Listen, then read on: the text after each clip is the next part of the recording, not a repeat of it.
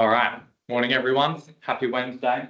My name's Jasper Greenland. My supervisors here are Hedgeman and Jake. And my project is a systematic review talking about outcomes following predominantly proton beam therapy for pediatric brain tumours. So let's get into it. Yeah. All right. So for a purpose and aim, originally, the project was focused on comparing CyberKnife with proton therapy. And we were going to compare the overall survival, the progression-free survival, the local control, and the late toxicities that arise. So the majority of the outcomes you would expect to see. And due to a severe limitation on CyberKnife data, this is mostly because it's not often used on children, and when it is, it's mostly recurrent tumours, which was actually one of the exclusion criteria. We wanted to only use primary tumours. So there was next to no available data from CyberKnife in that regard. So the revised objective was to focus mostly on the outcomes following proton therapy, and I did add in some gamma knife because there were a few suitable studies in that regard. So you'll see some gamma knife on scan in there as well. And so then with that revised objective, the aim really is to systematically review the survival outcomes, so the efficacy, and the safety outcomes, so the late toxicities that follow proton therapy in this cohort, with some observations of the gamma knife results as well in there. All right. So as I said, it was a systematic review. And so what that entails is mostly just gathering up all of the available literature on this field and coalescing it and making observations from that combined group. It was following the PRISMA guidelines, which is the reporting items for systematic reviews and meta-analyses, and it was registered with Prospero. And so there was a bit of a meta-analysis in the efficacy section. So that is a quantitative synthesis using statistics. That is to determine the overall survival, progression-free survival, and late local control. So the late toxicities, on the other hand, were more of a qualitative synthesis, and that's usually due to the immense heterogeneity that is seen amongst reporting on late toxicities. And then the study designs that I included in the systematic review were retrospective, prospective, and some systematic reviews as well, but only in the case when they would contribute their own data. If I found a systematic review, I'd go through their sources and use those original papers in that. And then clinical trials, curiously, there were no suitable ones to get included, but they were involved within the literature search. Okay, so my search strategy undergoing this literature review. I searched through 3 databases. There was PubMed, Scopus, Web of Science. And then there's an example in there of one of my search items. It's just like a summarized example, those Boolean operators we all love. And then the inclusion exclusion criteria predominantly were they had to be under 21. That was how I defined pediatric. They had to have received proton therapy, gamma knife, or CyberKnife. CyberKnife ended up being irrelevant. And then those outcomes that I've been talking about, anything on overall survival, progression-free survival, local control, or the late toxicities that you see. And then things that would meet exclusion criteria were if it was a case report. So that's usually if it's only 1 or 2 patients, and they're pretty niche and specific scenarios. So they weren't included. Animal studies and studies that didn't report on the pediatric cohort separately. So I found that happened quite a lot. They have a big cohort, some adults, some pediatrics, and then they just report the total overall survival. So that would obviously include adults, which I didn't want to put into this. And then anything that included recurrent tumours I touched on before as well. We wanted only primary tumours. Okay, so in screening all of these studies, the first stage was to look at the title and the abstract, and then that led to the next stage. There were a bunch that excluded from just looking at that, and then a full text review, and then a few more got excluded, and then that leaving me with my final inclusion. And from each of these papers I looked at, I would extract the tumour histology, the follow-up duration that they measured the patient cohort for, the number of patients, and when available, the gender distribution, just for sort of academic curiosity purposes there, the median age at treatment, and when medians weren't available for these. This goes for the follow-up duration as well. Mean was used. And then the treatment info. So that includes the extent of surgical resection, whether it be gross total resection or subtotal resection, the proportion of the cohort that received chemotherapy, and then where they reported the dose information. So that is the fractionation, the total prescribed dose, and along with the type of proton therapy used. So that could be like pencil beam scanning or intensity modulated proton therapy. And then the actual outcomes I was focusing on as well, the overall survival, progression-free, local control, and the late toxicities. Those are the 4 big things that I've been looking for throughout all of these papers.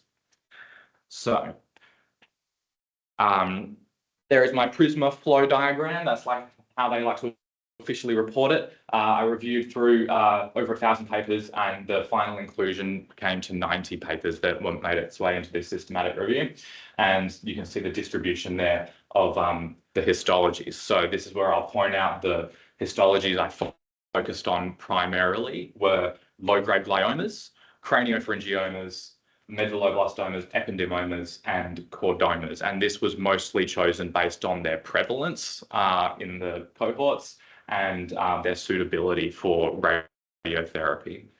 And then I also did still include all of the mixed other histologies as well into like a sort of grouped, pooled thing at the bottom there. And they were mostly retrospective studies as well. All right, so an important element of all systematic reviews is the bias assessment of all of these papers. The bias assessment technique I used is called the Newcastle-Ottawa scale. And so that gives a study a score out of 9 total stars. 4 come from selection, 2 from comparability, and 3 from outcomes. And so what that led me to was an average of over 7.5 out of 9. So that would lead to a pretty robust low risk of bias. The lowest was one score of 4 out of 9, which is still above the margin for high risk of bias. So even though it was only one paper, that is even still in the moderate region, and the vast majority were all 9 out of 9 star studies showing overall pretty low risk of bias from all of those inclusions. Okay, so we can finally move on to the results now, the exciting bit. I'll just walk you through the anatomy of the graphs that I'm about to portray here. So each bubble on the bubble plot represents a study, and the size of this bubble represents the number of patients in that study, and then our axes are telling us the observed outcome, be it overall survival or progression-free survival, and then follow-up since treatment is along the right. So the ultimate goal there from putting all of these studies in this order would be to see the trends over time from all of the studies combined. And then there's a weighted linear regression that gets performed on that list of bubbles, which should tell us some sort of observable trend that you see from the patients. So the first one is low-grade gliomas. This is the most common tumour type seen in paediatric patients, and it's benign, so you expect to see quite high overall survival results. And so we do see that. We see clustering over 90%, and the latest proton therapy study that I got was 8 years follow-up, and that was 100% survival. So the weighted linear regression on these did not yield statistically significant results, and that's likely because they are also clustered up near the 100%. So if there's not much of a trend to see, then obviously you're not going to get a statistically significant linear regression.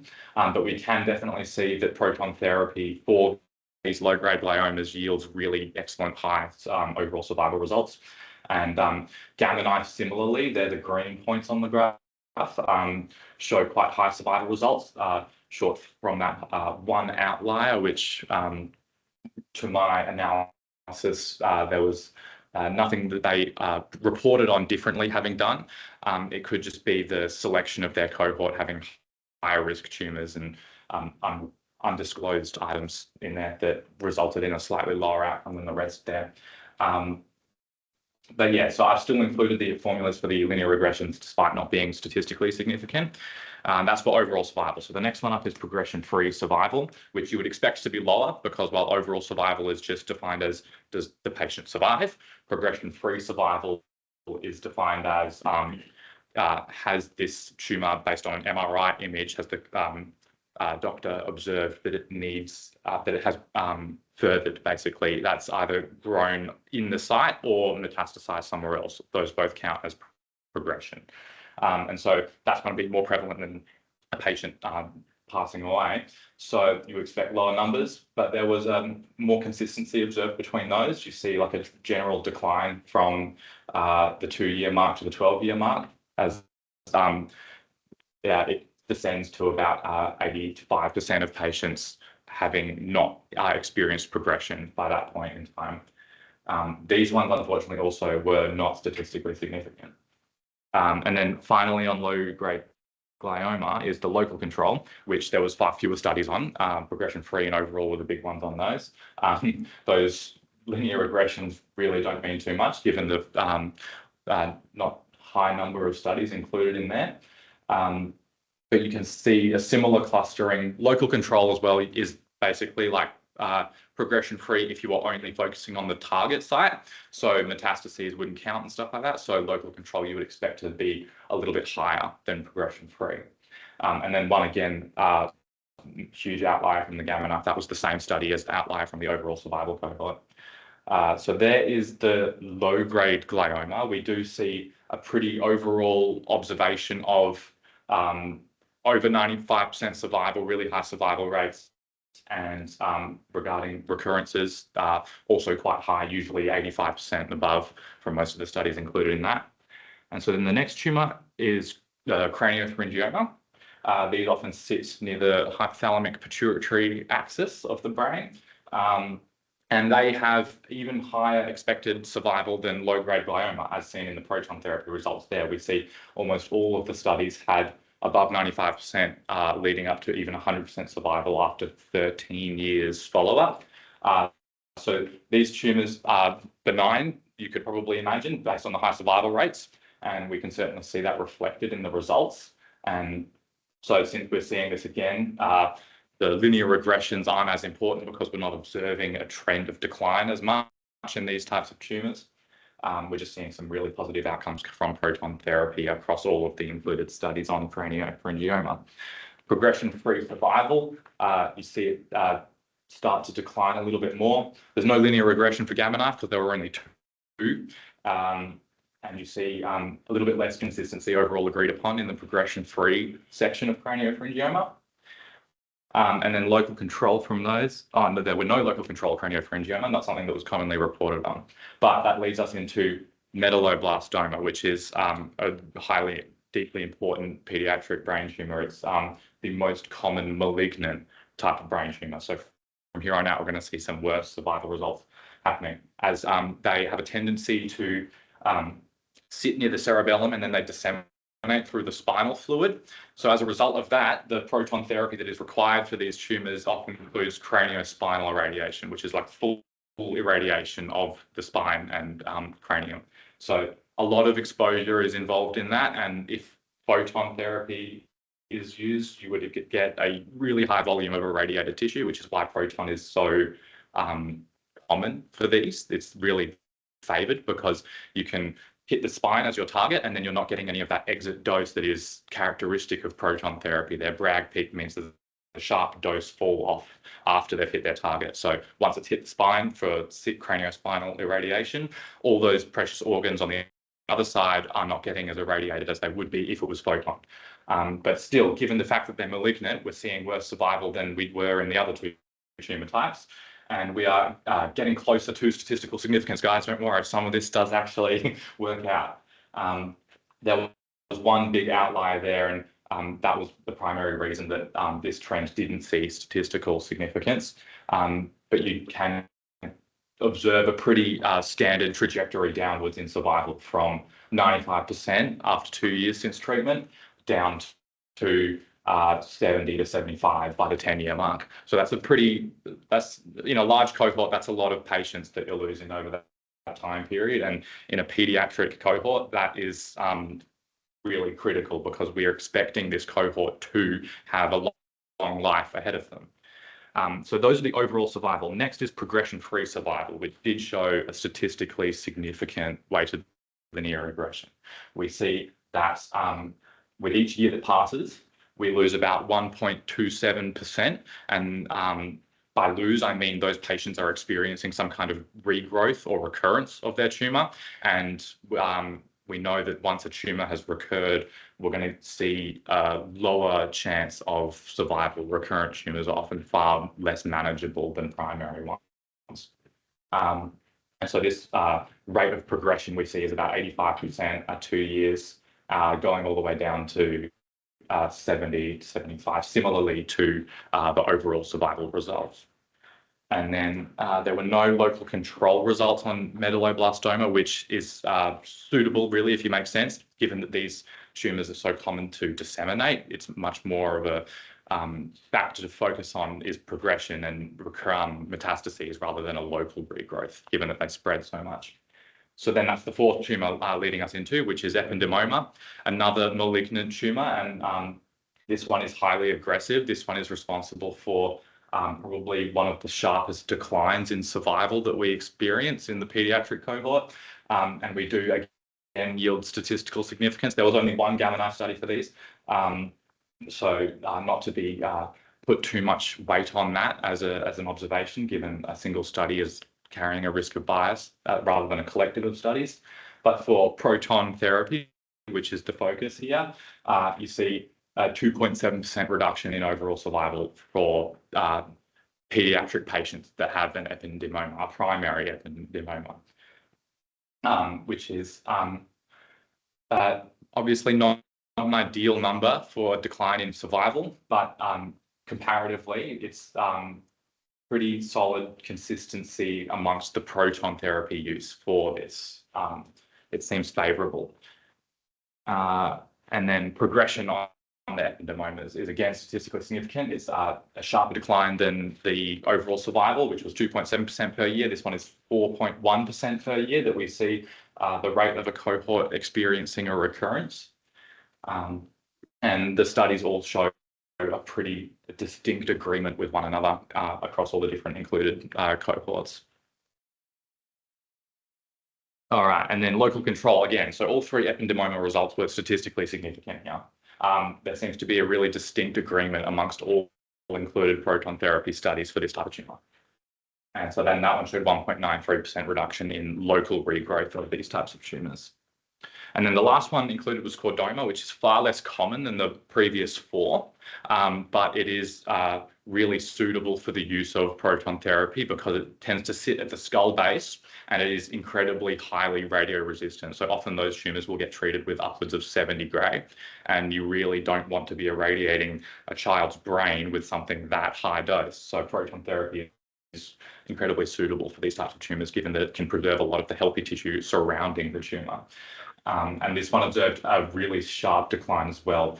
I'll point out that from that point onwards, the axes have been adjusted, and the gradient of this decline is 3.37% per year, which is actually steeper than the ependymoma overall survival. So quite a sharp decline from chordoma patients there seen. And then the local control, there were only 3 studies which didn't, show themselves towards a statistically significant outcome. And yes, then next up comes the mixed histology. So those were the 4 that were isolated histologies, and then this is more so the group studies.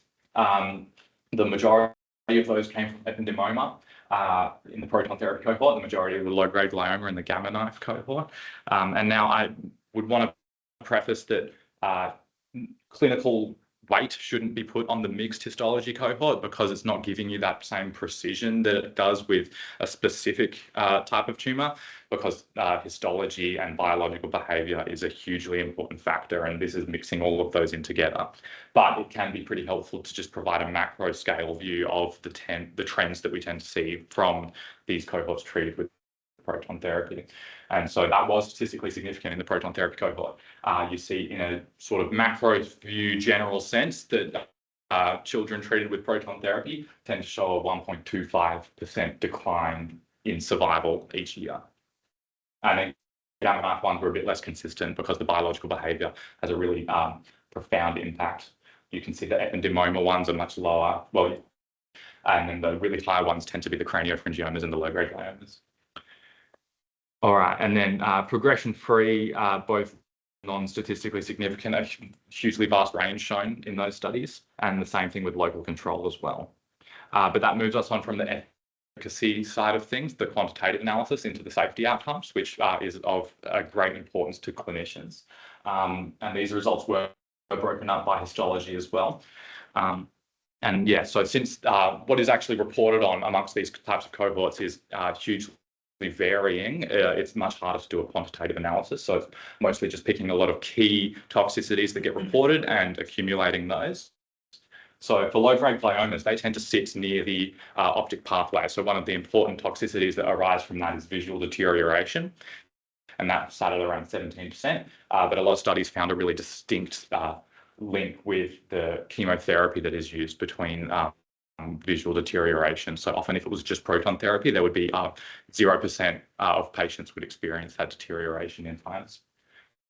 Hormone deficiency, that's probably going to be one of the most common ones that we talk about here when we're irradiating the brain of a child is hormone deficiency, often growth hormone deficiency.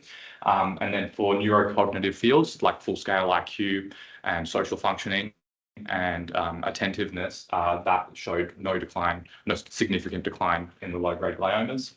Craniopharyngiomas, as I said, they sit near the hypothalamic pituitary axis of the brain, which is very close to really crucial endocrine functions. So the hormone replacement from those is enormous. So probably a more important focus on craniopharyngioma is how much endocrine deficiency you see, because the overall survival for those is really high. So that should probably be the focus on those types of tumours. And then vasculopathy as well, which is complications with blood vessels and blood flow also arise quite commonly from those types of tumours. Medulloblastoma had probably one of the biggest lists. There was a lot seen there because of the vast degree of irradiation that gets exposed in that process. You get a lot of hormone deficiency.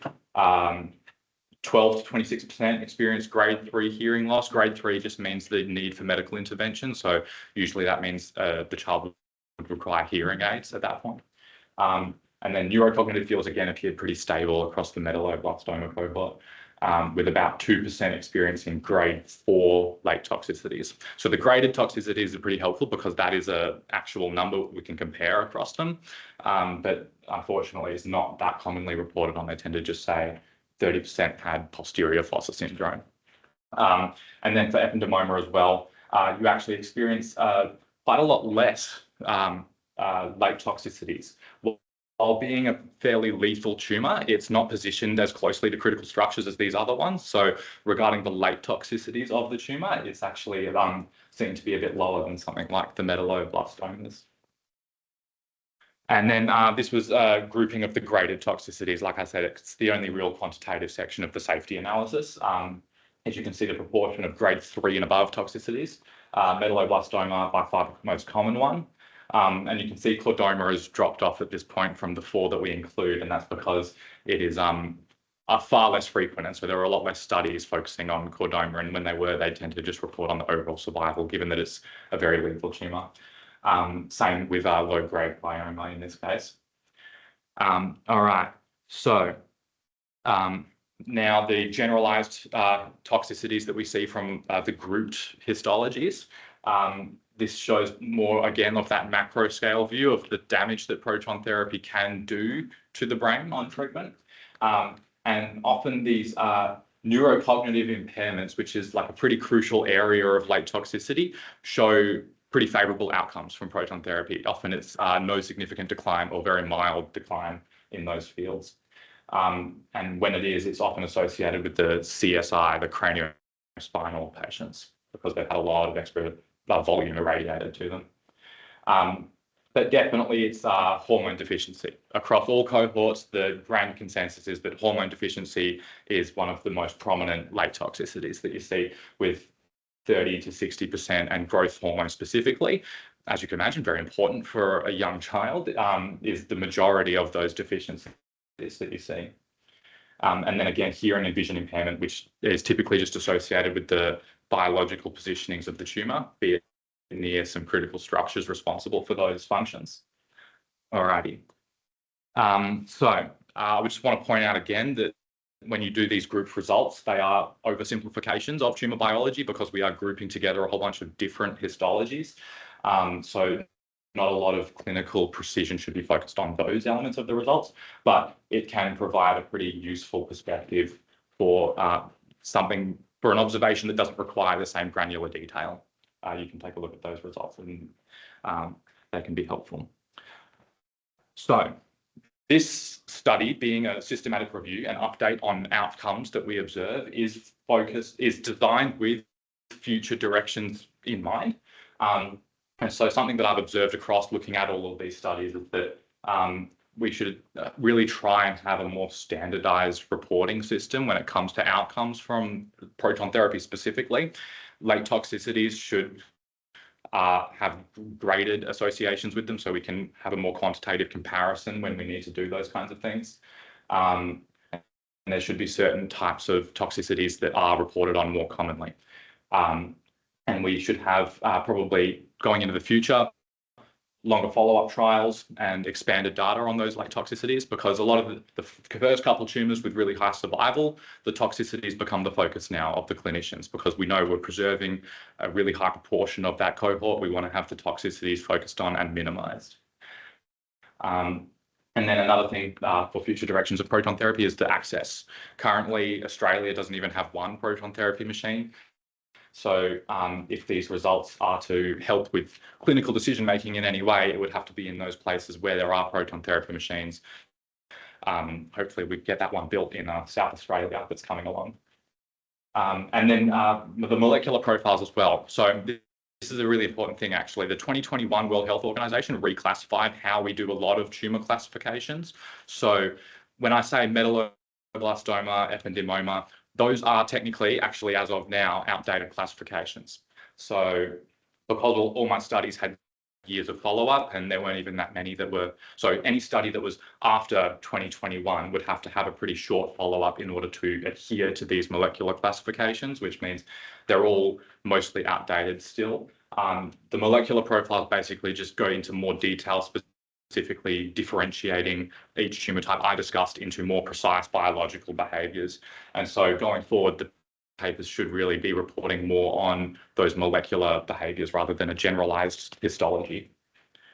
All right, thank you, everyone. I would like to give my thanks to primarily Pejman and Jake, who picked me up halfway through the process and have shown a lot of eagerness and willingness to help me out. Millard, who's been showing a real keen interest from the start, giving me a lot of helpful advice. And then Martin, Adriano, Rowan, Josh, and Kat, who was the original idea of comparing CyberKnife and proton therapy. And of course, all of you guys for listening. Thank you.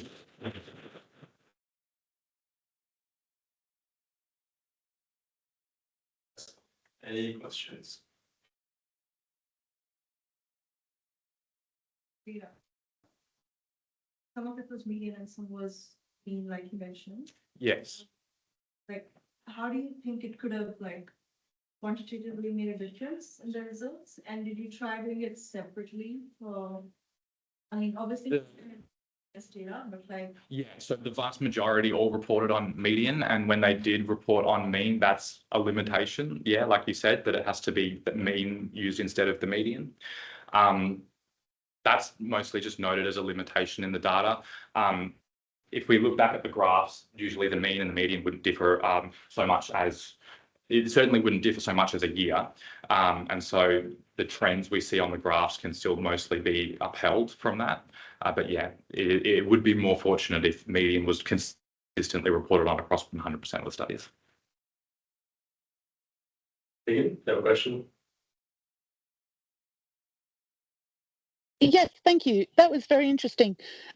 Now, when you looked at studies with people up to the age of 21, and some of them, you know, maybe there weren't that many people in the whole study, so this might not have been an option. But were there any that were particularly focused on very young kids, you know, like under fives, or were they generally a big range of ages all the way up to, you know, 18, 21-year-olds? Because I'd imagine the size of the brain that you're trying to target and miss in a sort of 2-year-old or 3-year-old might be very different from sort of a 16 or 17-year-old? That is a great question, yeah. And often there was a large range seen, but when there were cases of cohorts having a median under 3 years of age, there were actually associated worse outcomes a lot of the time. But the ranges in most cases were so large that it didn't warrant specific subgroup analysis, as like separating the cohorts of those under 3 and those above. A lot of the times it would just be giving a big range. But yeah, those times when they did specify under 5 or under 3, there are worse associated outcomes from those. Okay, thank you. I've got a couple of questions. So you mentioned that clinical trials, there were none that were included in the overall meta-analysis. Yeah, like and I was just wondering, yeah. I found that curious as well. Yeah. What part of the excluded criteria they met? Well, I was never aiming to exclude clinical trials. Most of the time I was seeing retrospective studies, and there were few prospective studies, and obviously a clinical trial requires an even greater degree of organization than a prospective study. So I think just in those particular cohorts, they were quite sparse, and when they may have popped up, it would include perhaps a recurrent population or something that did meet the exclusion criteria like that. Yeah, because I would have thought that at least a couple included. Yeah. My next question is on the progression-free survival stuff. Was that a consistent definition across? Yes, I forgot to mention that, but I should have. So progression-free survival, in the vast majority of cases that actually stated how they defined it, they were saying that it was consistent. It was based on how the doctor would look at an MRI and they would determine whether it has grown or spread, and so that was how they determined the progression in that sense. But I guess there's different thresholds that could be used to determine whether a tumour is growing or not. In need of intervention, I think, is just as specific as they got. If it's grown to the point where they need to continue treatment. Okay, so there wasn't like an objective, the tumour has grown by 20% since the last scan. No, there wasn't. So that is a limitation. Is there can be variability amongst the doctors reporting on those. Yeah. I've got a few more questions. Maybe I'll just go with 1 or 2 more. So with the bias assessment, I was wondering how you actually did that, because there was one of the criteria which was based on representativeness, cohort representativeness. Yes. Yeah, what exactly does that mean? That is meant to be if the cohort is an apt representation of the sort of general population of paediatric low-grade gliomas in that instance. So I would probably award it the star or not award it the star based on if there was a really high rate of, like if they, a lot of their patients were really high grade coming in or something like that, like certain instances that differentiate them from the standard amongst what I was seeing in the others. Okay. So you kind of just applied your own judgment to that? Well, yeah, the idea was, yeah, I suppose so. I was trying to be as strictly adhering to the selection criteria as possible, but it was mostly just saying, like, is it representative of a strict cohort is the idea. Yeah. Do you think it would be good to get a measure of variability when applying that scale, even that you're just applying your own judgment? Oh, as in like some kind of quantitative effect of how it differs from the norm? Well, I mean, just between different observers. So if you or I... Yeah, if the bias assessment was done by multiple people. Yeah, a lot of the times, because I've read a lot of systematic reviews as well, a lot of the times they would be having perhaps multiple people reviewing and consulting and then coming to a consensus. I guess it may be more common for them to just come together and make a consensus or something. Yeah. Yeah, okay. And final question, do you think, I guess, some of the issues that you mentioned could be resolved by doing an individual patient data meta-analysis instead of just pulling the average results together? Yeah, absolutely. So if each of these cohorts had provided patient-specific data, it could have, instead of having, you know, 11 studies, each with their means, it could provide this really robust, like a Kaplan-Meier curve of over 1,000 patients. So yeah, it's just often the case that they don't report on each patient specifically and instead group it up and give an average. But yeah, future studies over patient-specific data would give a really robust outcome for sure. Anyone else? Roger's going to put his hand back up. Roger, if you have a question. Yeah, very quick one. Jasper, that was a beautiful talk. Look, maybe the history of proton therapy is not long enough in the literature yet to answer this question, but is there any evidence at all of secondary cancers or any relative evidence, if you can put it that way, compared to other forms of treatment of secondary cancers arising as a result of proton therapy down the track that are not, where I define secondary cancer as not necessarily related to the primary that was treated? Yeah. So if it had been regrowth or a metastasis, that accounts for in progression. But if the treatment itself had given rise to a secondary malignancy, that was incredibly uncommon. I came across it next to 0 times resulting from the reported on late toxicities. So in that sense, it could potentially be a really promising outcome. But again, you might want to have a longer follow-up before you can make a conclusion like that. Yep. Thank you. Thank you. That's the room. Maybe done one more. Really? All right.